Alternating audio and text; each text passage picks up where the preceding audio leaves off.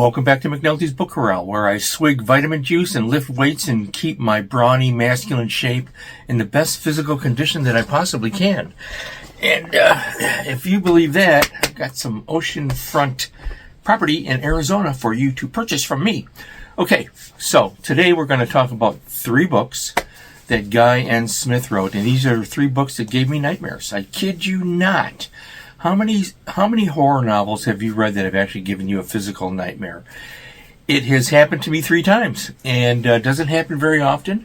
Now, there are books that I read, horror novels, or any type of book you can read, can spark a lot of intellectual thinking and philosophical thinking and spiritual thinking, in your life, in your process during your weekday, workaday life and whatever.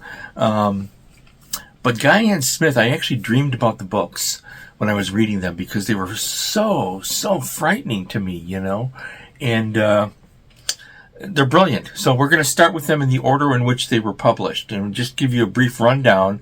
And I'm interested in your opinion if you've read these, if they frighten you. I know that there are people out there that they kind of make fun of Guy N. Smith as a pulpy writer. Well, he was, but he was also a genius at creating suspense. So, Doomflight, okay? First one. By the way, I love, the UK has always put out better horror novel covers.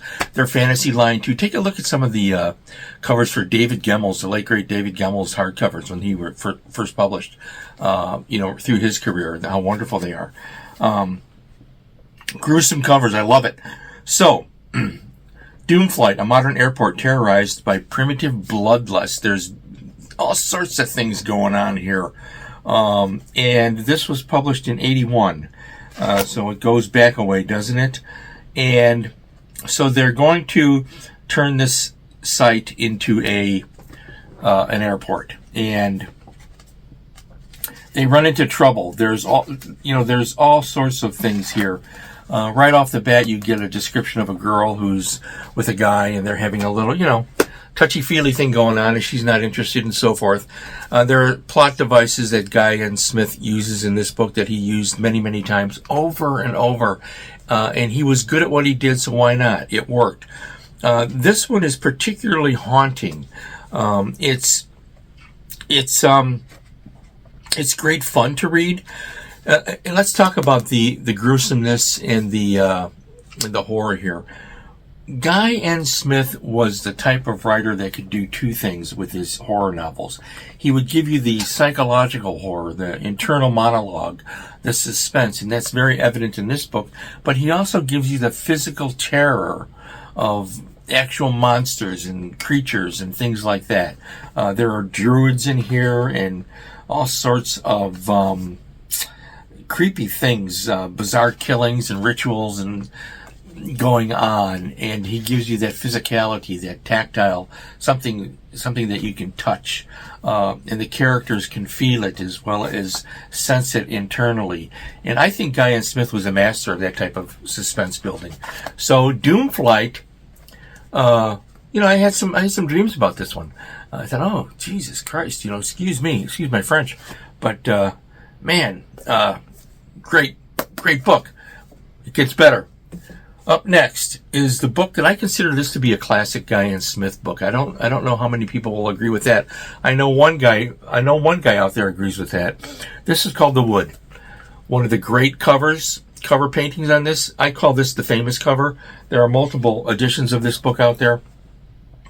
And the living died, but the dead lived on. I just love it. Guy N. Smith gives you the physical monsters as well as this internal suspense.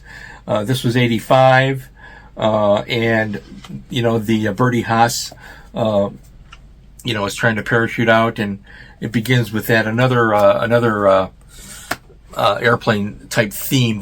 With Guy N. Smith, you get these locations too. You get fields, you get forest, you get swamps that are haunted.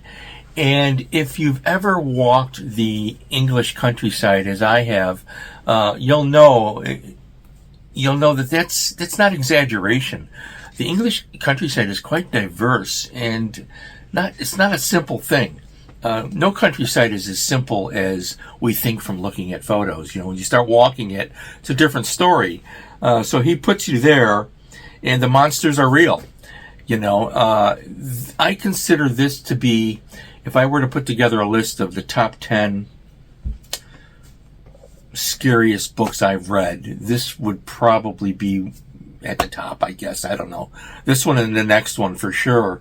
I consider it a masterpiece. I think it's a great thriller. Let me read you the back, because the back is pretty much on par.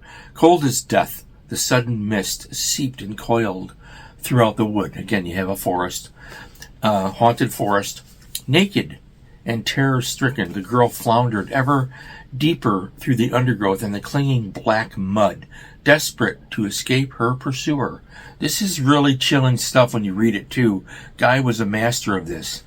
But in front, a worse horror waited. For with the mist comes the figures from the past, from many pasts, lurching through the blinding whiteness, reaching out to clutch and choke and smother the wood, by Guy Smith. I love the fact that Guy Smith was never afraid to create monsters. Rarely do you don't see it in movies either anymore. Everything in films is an internal suspense inside the mind, sensing it and blah, blah, blah. You don't get the gruesome monsters, the Frankenstein monster. You don't get the swamp creatures coming out. With Guy Smith, you get all that type of thing. And more, because he could do all of it. And I consider The Wood one of the all-time great scary books. Right here. And that's just my take on it. All three of these books I'm showing you have the benefit of a really great cover. Guy Smith, The Island.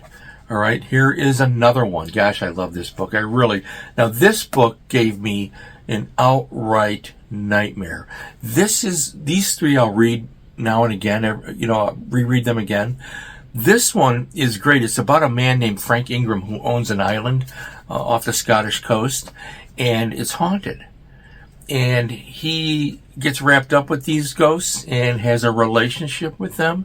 Guy can be explicitly blunt at times when he wanted to be, and he often was. And, he gets into that here.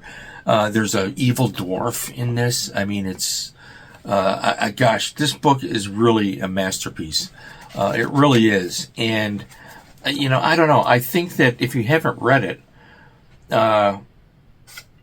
I think you should. I think this is on Kindle. I'm not 100% sure of that. I know that they're working to re-release Guy's books, and get them out there in new editions, which will be great, because then we can rebuy them and pass them around. I know I have some titles that I'd like to buy for my daughter that I think she would like, Of course, I can't part with my originals. What a greedy collector I am. Anyways, so this book goes back and forth from the past to the present.